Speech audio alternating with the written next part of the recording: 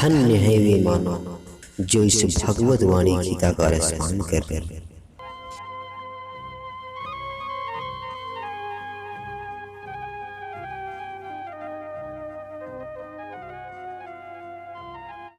संसार के सभी प्राणियों को मेरा नमस्कार। हे संसार के मनुष्यों, वासुदेव कृष्ण अर्जुन से कहते हैं, हे कुंती नंदन, जिन्होंने अपने ज्ञान के द्वारा अपने अज्ञान का नाश कर दिया है, उसका वह ज्ञान सूर्य की तरह परम तप परमात्मा को प्रकाशित कर देता है। हे संसार के मनुष्यों, ज्ञान वह ज्योति है जिसके अंश मात्र से घना अंधेरा भी क्षण मात्र में दूर हो जाता है। जैसे किसी घर में चारों तरफ अंधेरा ही अंधेरा हो तो उस अंधेरे को दूर करने के लिए दीपक की एक लौ ही काफ़ी होती है।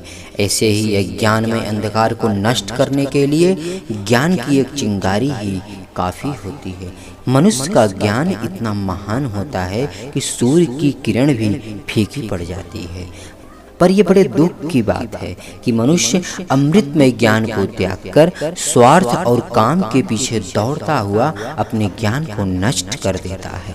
जैसे किसी बारूद के ढेर को नष्ट करने के लिए एक चिंगारी ही काफ़ी होती है, उसी तरह मनुष्य को ओम नमो भगवते वासुदेवाय नमः इस द्वादश मंत्र का जप ही उसके अंधकार में अज्ञान को नष्ट कर उसके ज्ञान को सूर्य के समान प्रकाशित कर देता है। इस मंत्र के जप से बालक ध्रुव ने 5 वर्ष की अवस्था में ही भगवान विष्णु को प्राप्त कर लिया था।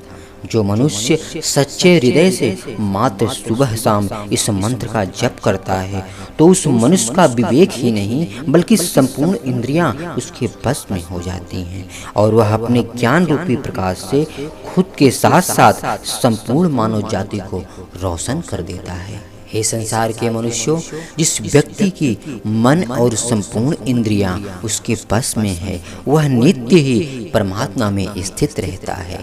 वह साधक अपने ज्ञान के द्वारा पाप रहित होकर परम गति को प्राप्त हो जाता है। उसी की तरह ज्ञानी पुरुष भी ब्राह्मण, चंडाल, गाय, हाथी और कुत्ते में भी सभी में समान रूप से ईश्वर को देखता है।